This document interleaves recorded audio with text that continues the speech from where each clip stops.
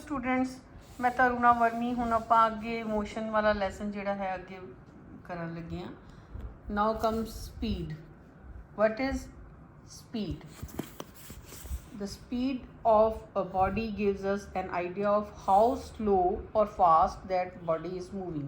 ठीक है जी, ਅਸੀਂ ਕਹਿੰਦੇ ਨੇ ਵੀ ਇੰਨੀ ਸਪੀਡ ਨਾਲ ਜਾ ਰਿਹਾ ਸੀ, ਇਹਦੀ ਸਪੀਡ ਘੱਟ ਹੈ, ਇਹਦੀ ਸਪੀਡ ਤੇਜ਼ ਕਰੋ। that is speed. Speed of a body is the distance travelled by it per unit time. According to science, speed of a body is the distance travelled by it per unit time. ठीक है जी। ਇਹਦਾ ਇਹ ਵਾਲਾ ਜਿਹੜਾ ਦਿੱਤਾ ਹੈ formula speed ਨੂੰ ਕਿਵੇਂ ਅਸੀਂ ਸੋਲਵ ਕਰਨਾ, distance travelled over time taken. ਅਗਰ ਕਿਸੇ ਬੋਡੀ ਦੀ ਸਪੀਡ ਐਸ ਹੈ, ਸੌਰੀ ਡਿਸਟੈਂਸ ਐਸ ਜਿਹੜਾ ਹੈ ਉਹ ਟਾਈਮ ਟੀ ਦੇ ਵਿੱਚ ਟਰੈਵਲ ਕਰਦੀ ਹੈ, ਤਾਂ ਜਿਹੜਾ ਉਹਦੀ ਸਪੀਡ ਵੀ is equal to S over T. Okay ਜੀ, this is speed. Now speed जे अपन दी हुई SI यूनिट जोड़ा है स्पीड का वो है मीटर, टाइम है second. Therefore SI unit of speed is metre per second. ये जोड़े यूनिट्स बनते हैं ना, वो जिमें फॉर्मूला होंगे उस हिसाब के नाल बनते हैं। मीटर पर सेकंड जोड़ा है इसका यूनिट हैगा, सेंटीमीटर पर सेकंड हो गया, मीटर पर सेकंड हो गया, किलोमीटर पर आवर हो गया, इज़ द टाइम है। Speed is a scalar quantity, ठीक, क्योंकि इसकी कोई डायरैक्शन नहीं होंगी। किसी भी डायरैक्शन की चीज़ जा रही है, स्पीड के नाल जा रही है, तो उसनू असीं कहते हैं भी उसकी स्पीड असीं फाइंड आउट कर लेंगे हाँ डिस्टेंस ट्रैवल्ड ओवर टाइम दे विच। इस करके it has no direction, so it is a scalar quantity. Okay जी। The speed of a running car at any instant of time is shown by instrument called speedometer. ठीक है जी। जिहड़ी जे अगर असीं कार की देखना है भी किन्नी स्पीड नाल जा रही है, तो स्पीडोमीटर से असी देख सकते हैं।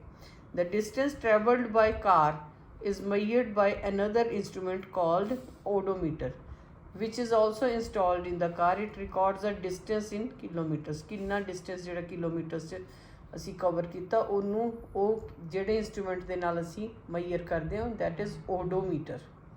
ओके जी। हुण क्वेश्चन आंदा what is odometer? Odometer is a device which records the distance in kilometers. This is the answer. Now comes average speed. The average speed of a body is the total distance travelled divided by the total time taken to cover the distance. ठीक है जी। Total distance travelled divided by the total time taken to cover this distance is called average speed. Okay जी, ये हो गया average speed. ਇਹਦਾ formula नीचे दिता ਹੋਇਆ, total distance travelled over total time taken. इस दिन कहते जी असी एवरेज स्पीड असी कढ़ ली। जिमें आप पटियाले तो जा रहे हैं लुधियाने चले गए, किन्नी स्पीड ते कार चली है कि सानू नहीं पता भी सारे टाइम दे विच असी पटियाले तो लुधियाने तक किन्नी स्पीड रही है। एवरेज स्पीड असी कढ़नी है, तो असी की करांगे, लुधियाने तक का जिहड़ा डिस्टेंस हैगा ओह ते जिन्ना सानू टाइम लग्या उत्थे जाण दा उन्हां नूं असी डिवाइड कर लांगे, तो साडे कोल एवरेज स्पीड आ जाएगी। Now comes uniform speed. A body has a uniform speed if it travels equal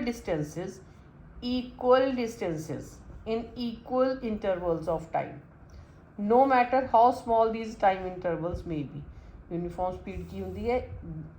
once again, body has a uniform speed if it travels equal distances, जिमें 10-10 किलोमीटर ट्रैवल किया in equal intervals, 10 kilometre 5 घंटे च किया, फिर अगला 10 kilometre अगले जोड़े है वो फिर 5 घंटे च किए, उन्होंने असी की कहने यूनीफॉर्म स्पीड दे विच है बॉडी। ठीक है जी। Next is velocity. What is velocity? Velocity और स्पीड दे थोड़ा जिहा डिफरेंस है, आप करते हैं। देखो, velocity of a body is the distance travelled by it per unit time in a given direction. हुण देखो बच्चों, इत्थे फर्क आ गया।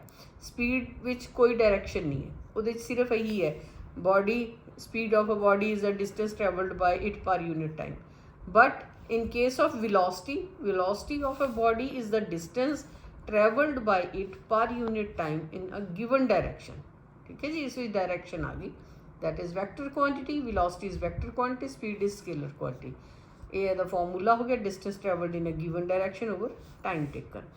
हुण जे अगर डिस्टेंस एस है, टी डायरेक्शन टाइम है in a given direction, then velocity is equal to S over T. हो गया जी। We know that the distance travelled in a given direction is known as displacement. अगर एक चीज़ एक given direction ਦੇ ਵਿੱਚ travel करती है, डिस्टेंस ट्रैवल करती है, उसको असी डिसप्लेसमेंट भी कहते हैं। So we can also write the definition of velocity in terms of displacement. Velocity is equal to displacement over time taken.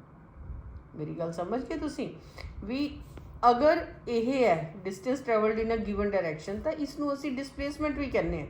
तो असी इन्ना लंबा लिखण की बजाय भी लिख सकते velocity is equal to displacement over time taken. The SI unit of velocity is meter per second, same as of speed.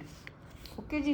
The difference between speed and velocity is that the speed has only magnitude. It has no specific direction. Magnitude hunda sirf direction नहीं हुंदी, but velocity has magnitude as well as direction. Velocity is a vector quantity, already said. I told you velocity is a vector quantity because it has direction. Speed is scalar quantity because it has no direction, only magnitude. Okay जी, ये हो गया ਤੁਹਾਡਾ velocity ਦਾ। Uniform velocity, ਹੁਣ ਇੱਥੇ ਆ ਜਾਓ ਜੀ। Uniform velocity, the body has a uniform velocity if it travels in a specified direction in a straight line and moves over equal distances in equal intervals of time, no matter how small these intervals, time intervals may be. दोबारा दस रही हाँ, uniform velocity या constant velocity की हुंदी है। A body has a uniform velocity if it travels in a specified direction, एक खास डायरेक्शन ਦੇ ਵਿੱਚ, in a straight line ਹੋਵੇ, moves over equal distances on ਤੇ equal intervals of time ਹੋਣ, ਚਾਹੇ ਉਹ ਛੋਟਾ ਟਾਈਮ ਥੋੜਾ ਟਾਈਮ ਹੋਵੇ, ਚਾਹੇ ਉਹ ਵੱਡਾ ਟਾਈਮ ਹੋਵੇ, ਉਸਨੂੰ ਅਸੀਂ ਕਹਿੰਦੇ uniform velocity. The velocity of body can be change in two ways, दो तरीके नाल इसनूं चेंज किया जा सकता है। एक तो स्पीड चेंज करके, दूसरा जिहड़ा है by keeping the speed constant but changing in direction, changing the direction, दो उन्हां दे नाल असीं इसनूं चेंज कर सकते हैं। Speed and velocity are not always equal in magnitude, magnitude इन्हां दा अलग अलग हो सकता है स्पीड और वेलोसिटी का। ठीक है जी, ये हो गया तुहाडा वेलोसिटी। नैक्सट आ जाओ, the magnitude of speed and velocity of a moving body is equal only if the body moves in a single straight line. अगर ਤਾਂ एक single straight line ਦੇ ਵਿੱਚ move कर रही है body, ਤਾਂ उसका मैग्नीट्यूड और स्पीड दोनों, मैग्नीट्यूड ਜਿਹੜਾ ਹੋਏਗਾ स्पीड ਤੇ velocity ਦਾ ਦੋਨਾਂ ਦਾ सेम होएगा। but if it moves in different directions, then it changes, the magnitude of speed and magnitude of velocity changes. Okay ji, now we come to the next, acceleration. Acceleration, what is acceleration? When the velocity of a body is increasing, the body is said to be accelerating. ਜਦੋਂ body की velocity, कोई भी चीज़ चल रही है, वो velocity increase हो रही है, असी कहने हैं भी वो एक्सलरेट कर रही है। Suppose a car starts off from rest, मतलब जितों असी स्टार्ट की, घर तो स्टार्ट की, its velocity increases at a steady rate. ठीक है, यदि वेलोसिटी चेंज होनी शुरू हो जाएगी। So after 5 seconds this velocity is 10 metre per second. Now in 5 seconds the velocity has increased by 10 meters per second, and in 1 second velocity increased by 10/5, मतलब 2 meter per second. In another words, the rate at which velocity increases is 2 meter per second every second. The car is said to have an acceleration of 2 meter per second. मतलब change of velocity over time taken, इसनों कहने असी acceleration. Acceleration ਦਾ ਕੀ ਹੈ ਜੀ? Change in velocity over time taken for change. Jinnah change velocity the change ਹੋਣ ਲਈ time ਲੱਗਿਆ, ਉਹਨਾਂ ਦੋਨਾਂ ਦੀ ਜਿਹੜੀ ਰੇਸ਼ੋ ਹੈ ਉਸਨੂੰ ਅਸੀਂ ਐਕਸਲਰੇਸ਼ਨ ਕਹਿੰਦੇ ਹਾਂ। ਓਕੇ, ਐਕਸਲਰੇਸ਼ਨ ਦੂਸਰਾ ਇੱਕ ਹੋਰ ਵੀ ਆਪਾਂ ਕਹਿ ਸਕਦੇ ਹਾਂ ਚੇਂਜ ਇਨ ਵੈਲੋਸਿਟੀ, ਮਤਲਬ ਪਹਿਲਾਂ ਜਦੋਂ ਸ਼ੁਰੂ ਦੇ ਵਿੱਚ ਕਿੰਨੀ ਵੈਲੋਸਿਟੀ ਸੀ, ਜਿੱਥੇ ਜਾ ਕੇ ਰੁਕੀ ਚੀਜ਼ ਉੱਥੇ ਕਿੰਨੀ ਵੈਲੋਸਿਟੀ ਸੀ, final velocity minus initial velocity ਔਰ ਓਵਰ ਟਾਈਮ ਟੇਕਨ, ਇਸ ਨੂੰ ਵੀ ਅਸੀਂ ਐਕਸਲਰੇਸ਼ਨ ਕਹਿ ਦਿੰਦੇ ਹਾਂ।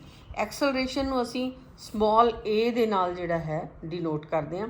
Small a is equal to v final velocity ਹੈ, u ਇਨੀਸ਼ੀਅਲ ਵੈਲੋਸਿਟੀ ਹੈ, ਫਾਈਨਲ ਵਿੱਚੋਂ ਇਨੀਸ਼ੀਅਲ ਵੈਲੋਸਿਟੀ ਨੂੰ ਮਾਈਨਸ ਕਰਤਾ, over t time taken. This is acceleration of body. SI unit of acceleration of body is metre per second. Metre per second ही होएगा acceleration of acceleration the SI unit. ठीक है, acceleration is a vector quantity. ये भी vector quantity है because it has direction. A is equal to V minus U over T, that when a body is moving with uniform velocity its acceleration will be 0। ठीक है जी, अगर uniform velocity नाल जा रही है तो यदि एक्सेलरेशन जी है वो 0 होगी। यूनीफॉर्म एक्सेलरेशन की है when velocity of a car increases the car is said to be accelerating if the velocity increases at a uniform rate. The acceleration is said to be uniform. A body has a uniform acceleration if it travels in a straight line and its velocity increases by equal amounts in equal intervals of time। अगर velocity ਜਿਹੜੀ ਹੈਗੀ ਹੈ ਉਹ uniform ਹੋਏਗੀ ਤਾਂ acceleration भी uniform ਹੋਏਗੀ। ਇਹ ਇੱਕ ਸਿੰਪਲ ਜਿਹਾ ਫਾਰਮੂਲਾ। ਓਕੇ ਜੀ, non uniform acceleration, when velocity of body increases the acceleration is positive, if the velocity of body decreases the acceleration is negative। अगर इस तरह चल रहा है then acceleration will be की कह देंगे असी नॉन यूनिफॉर्म होएगी। ठीक है जी, acceleration is equal to final velocity minus initial velocity over time taken। ये फॉर्मूला है, अगर ਤੁਹਾਨੂੰ कोई आ जाते सम्स आ जाते हैं इन्हों के तो ਤੁਹਾਡੇ ਲਈ ये फॉर्मूला है। नेक्स्ट है average velocity. The velocity of a body is always changing but changing at a uniform rate, then the average velocity is given by the initial velocity and final velocity for a given period of time। मतलब average velocity किवें कढ़नी है आपां, initial velocity plus final velocity divided by 2 is average velocity. Okay जी, ये आ गया। हुण आपां इस वीडियो दे विच वेलोसिटी तक एक्सेलरेशन पढ़ लिया। नैक्सट वीडियो दे विच आपां अगला इसका करांगे। मेरे ख्याल से तुहानूं समझ आया होएगा। I hope this will be helpful to understand the chapter. Thank you.